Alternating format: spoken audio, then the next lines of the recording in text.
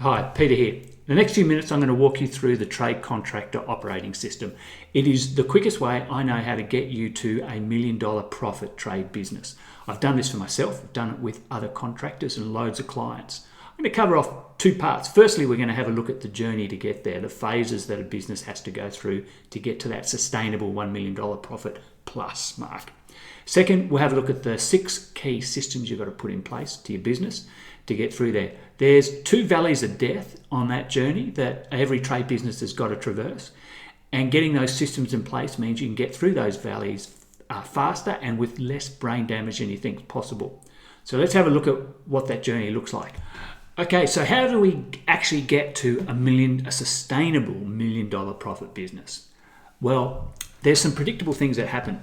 And a trade contracting business goes through 2 valleys of death in the first stage of the period of their business when they're getting up to about the $10 million.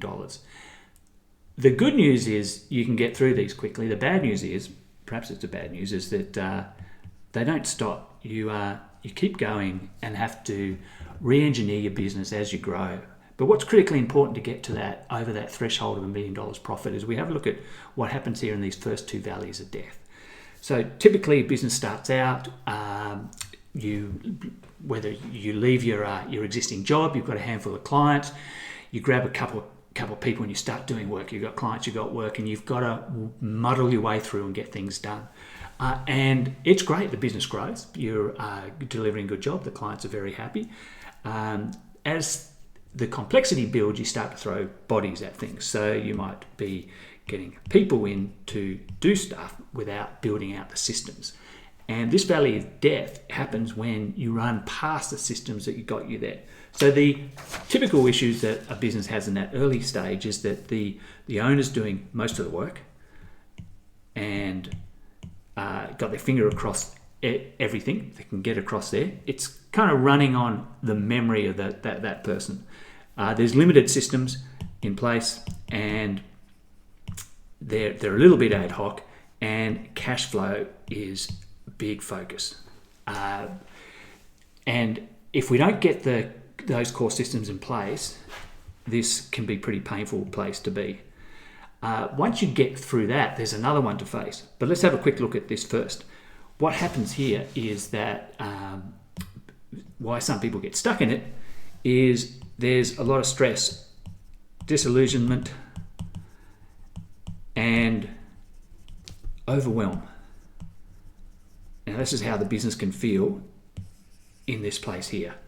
And the reason being that we haven't put these systems in place. And we're going to talk about those in a little bit more detail. But getting through that with a focus on cash flow, clarity with your numbers, capacity for the owner, and consistency so that things get done on a repeated, consistent basis. Super important. Once you get out of that into phase 2, you've got some other problems. You've just navigated that, turning over a few more $1 million now, things are going well, but often that good, solid, predictable profit is still eluding and you're still tied to the business. So the business outgrows the systems they've got, and there's a lot of work to get those in place, of course. And often there's slippage in margin. So we see here that a business starts to lose the margins that they're making. There's more people involved. There's a bit more complexity. You're not, as an owner, you're not across everything and can't touch everything. You outgrow the systems that you had. What got you to that $2-3 million mark won't get you to the next phase. So you've got to reinvent here, and you're dependent on a few key people. So there's a bit of leadership comes in. So this is where we're looking for margin consistency. We're looking for margin consistency. We're looking for leaders to help run the day-to-day. And we're looking also for more of a predictable pipeline. So that 1 or 2 clients or 1 or 2 sources of work that got you up to the first couple of mil, that won't sustain you going forward. So we need to bed down the demand side. And lucky you, for all that success and hard work, you've got another valley of death. And if we're not careful, that stress, disillusionment, overwhelm can come in. And it can come into not just the founder, but into some of those senior people in there. So the challenges in this part of the business are we've got complexity in everything now. More people, more systems, more finances, and we've got to solve for those. So it's a rebuild of those systems again. And we've got to get the depth of leadership. So not only do you need people to be able to operate well, you need to be able to those leaders need to be able to grow and develop the business as well. So it's it's leveling up again in skills, and we've got to maintain the culture. So the culture that gets a business growing is gold, led by the founder, but we've got to push that into the business so it's kind of systematic. Now, those key systems that go in place form part of the Trade Contractor Operating System, and this is kind of why I developed that. Getting through these valleys of death without crashing is super important. And recently we've had some awesome success, and I've seen people fly through here, and I've seen people stuck in those valleys for years on end. One of our clients recently, Matt, was losing 10 grand a month. We put in a couple of key systems, not all of the Trade Contractor Operating System, a couple of key things. He turned that around to a 30 grand a month profit, on his way to the consistent $1 million profit. Roger and Bessie, running a civil contracting company, every time they got a large project, they would suck cash and they'd lose money. Putting the right systems in place, the next large project that's come along just recently, they've made more money in the last quarter than they did in the last 3 years. And they've got predictability about it. They know their cost structure, they know their cash flow, and they can deliver on that and build wealth in the business again. Another one of our clients, Justin, has been losing money for 6 months. Wasn't sure where or why. We did a deep dive into the financials, gave him clarity on the numbers, found out where the problem was, and he's been back-to-back profitable for the last 3 months and on his way to building that profit and cash flow back up in the business. So it can have a massive effect on how you are, how you're feeling, how your business is, how your mojo, how you come across with your staff. So I am very passionate about this because I've seen the burnout. I've seen people, their lives strangled by their business, and I've experienced it myself. I recall years ago when my kids were little, I was running my own contracting business. Christmas, Boxing Day, normally loads of fun. We're down the beach, kids are playing, and I am stressed out to my eyeballs. You know what happens over that Christmas period when cash runs out, work runs out, you've got a big BAS coming up in February. There's all sorts of pressures on there, and I just remember my wife yelling at me, and she couldn't get my attention. I was staring out at sea, just watching, zoned out. It completely ruined my Christmas break. That sort of pressure that a business can put on you. Don't want any of that. That's why I went back and I built up these systems for real businesses, real contracting businesses, so that people don't have to experience that. They can get through it. And it's not your fault. It was my fault at the time. We just don't have the right systems. And often we've been thrown stuff that's for someone else's business. And it just doesn't work. So, there's lots of expert advice out there. You've got to hire more people, chase bigger jobs, work harder, throw money at ads, buy more systems. But you hire at the wrong time, you drain your cash, you get the wrong people, and you just create chaos in the business. You get tied up in knots. Good people coming in don't always know how to run the business, and I see a lot of people get into trouble there. Then there's the shiny stuff. Owners getting distracted, looking at cool software, new plant and equipment, new trucks. You got financiers that will throw money at you before you know, and you've tied a bunch of debt to your business, and it's like sailing a boat through the water with buckets tied behind you. But if you haven't got a roadmap, it's easy to deviate and get off course. With a clear plan, it's so doable. I'm not saying it's easy, but it's so doable to build $1 million profit business, to build wealth for your family. And the opportunities in the next 5 years for trade contracting businesses, I think, are enormous. A contracting business is going to be worth 5 times what it is today in 5 years' time.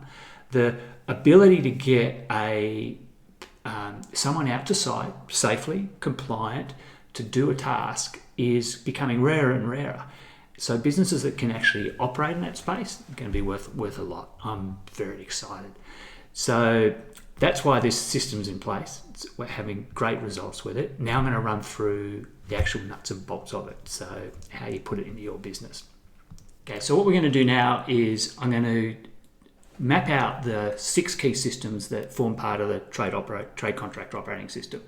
We'll do a quick audit with in that framework, so you can have a look at how your business is on each of those 6 key pillars and what you need to do to move them up so you can actually transition to a sustainable $1 million profit or more. So let's get into that. Okay, let's have a look at how the operating system works. Generally, most businesses will be constrained in one of 2 ways. Either demand constrained, they haven't got enough work coming in, or capacity constrained, they haven't got the right plant and equipment, tools, equipment, or people, crew, skill level to actually get the work done that's there. So the first side of that is where we get the cycle of feast or famine, which is something we want to avoid. It's very hard to build a business when there's inconsistent workflow coming in. Super hard. So instead of feast and famine, what you want is actually a consistent pipeline. So that's the demand side. Now, on the operation side, what we get is a business that's dependent on the owner or a couple of key people. Often in that phase 1, it's the owner, and phase 2 or 3, it's a couple of key people, and it's not operating on its systems. So it's very hard to grow if you're having to reinvent the wheel all the time and things aren't running smoothly. So what we want here is clockwork operations.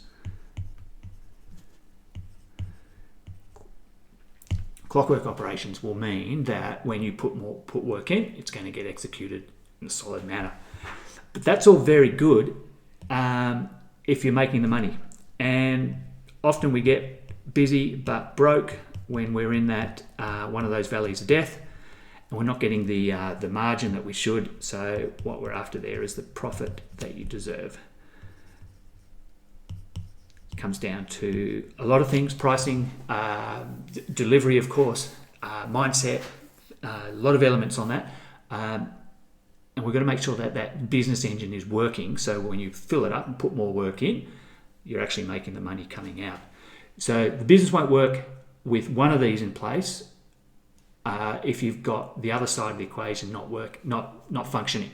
So we're going to go around and have a look at these key systems. I mentioned there was 6 key systems for the operating system. So starting over here, we've got the marketing. We've got to be able to attract and bring in work on a consistent basis. And we've got to be able to convert that work to good, profitable jobs. So we've got a sales element, which very much linked those 2 sides.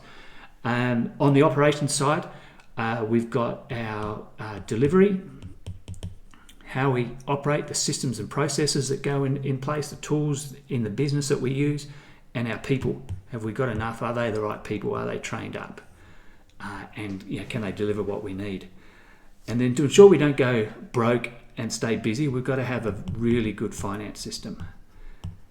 And next to that is the mindset and leadership. So a big journey for the business owner is going from a technician to a business owner and thinking like that and being able to pull all these elements together. Now, like spokes in a wheel, if one's a bit wobbly, the business isn't rolling. So let's just take a moment and go around and have a look at auditing where your business is at. So the simplest way to do that is to use a traffic-like system. So we're just scoring things on a basis of, if it's going really well, we'll call that a green. If it's, okay, we've got something in place, but it's not great, that's an amber or a yellow. And then, of course, if it's not good, it's going to be a red. So if we start off on the demand side, if we look at the marketing, do you have a consistent flow of work? You depend on 1 or 2 key clients? Is it running? Is it dependent on key relationships? What's that look like? How would you rate that on green is awesome. We've got more work than we can handle. It keeps coming in. Red, I don't know where I'm going to put the guys next week. So some of the things to ask yourself: is your brand recognizable, differentiated? Have you got any capacity in the business for marketing? Do you have people doing it? Do you do anything regularly to keep in touch with your target market? Is there something strategic about it? Do you capture all the follow-up, all your quotes and your leads and likely in there? And do you know specifically what your ideal job looks like? So how would you rate that? If it's working okay, give it an amber. You've got some work coming in, but it could be better. If it's a bit dry, give it a red. Then we go to the sales side. So some of the things to ask yourself in the sales system are you pricing work profitably? Do you know what that pricing strategy is, and does your team understand when you can get a bit more margin, when you can't, how your market works? Have you got a process? Importantly, have you got a process from your sales to your delivery that means that if you price a job at a certain amount, it's going to be delivered at the same? And are you adding a conversation to those quotes that is not just about the price, but actually putting an argument or options in there, but scarcity, value to what you're presenting? So how would you rate that? Are you closing everything? Is it a green or is it a red? Your hit rate's a bit off, or could be an amber, it's working okay. Next thing we're going to look at is the delivery. And the delivery is the production line of the business. Does a job come in at the front end and go out the back end and get turned into cash smoothly? Do you have any cash traps in there?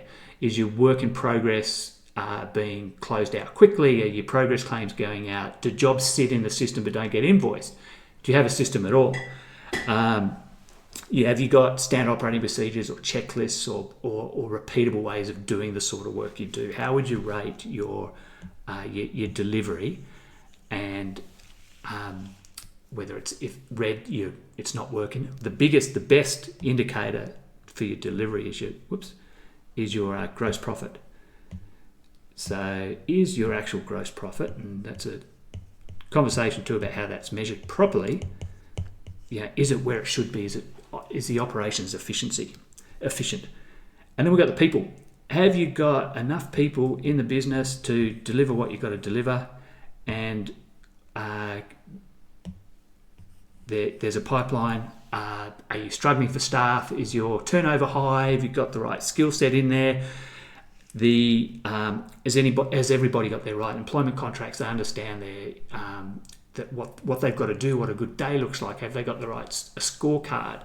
A really good operation will understand where their gross profit comes from on a daily basis, possibly per crew basis, or certainly per job and per week and per month. And does everyone in the team know what that good day looks like? Can they turn around at the end of the day and go, I've done a great job because I did X number of service jobs, call outs, I got so many meters in the ground, I installed that switchboard, whatever that indicator is what a good day looks like. Are your people dialed in so that if you throw more work in, you're confident that they're going to be able to deliver for you? And then we come down to the finance.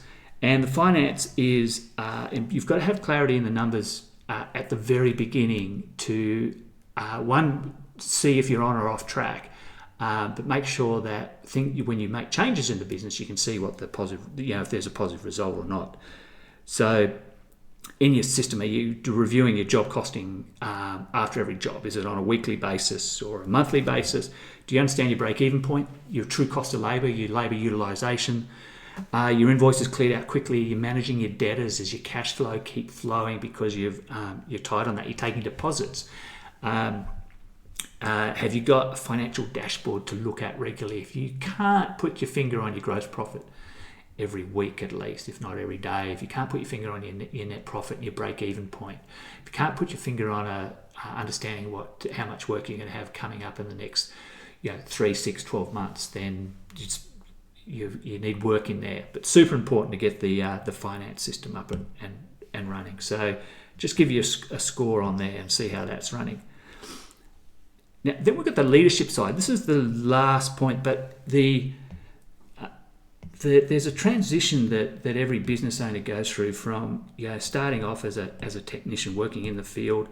They go into a management role where they might be project managing, delivering on projects.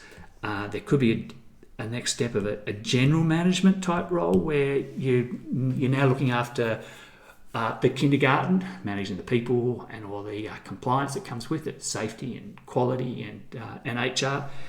And then there's the CEO role. So this elevation of identity, of mindset, of confidence is super important, and it goes through the whole business. It's no good having a leader who's done a lot of development, but they're not bringing through the next people in the business, because you've got to build this foundation of strong, competent people. And pass markers, they do what they're told, and a good score is that they're thinking about what they need to do for the betterment of the business and what the business needs. And then ultimately they're actually thinking like an owner and perhaps being rewarded like an owner. So we've got to develop that team in place and develop the individual skills. So that's a framework, the 6 systems. So you got your sales system, your delivery, your people system, your finance, mindset and leadership, and your marketing. And they're the 6 key pillars for the Trade Contractor Operating System.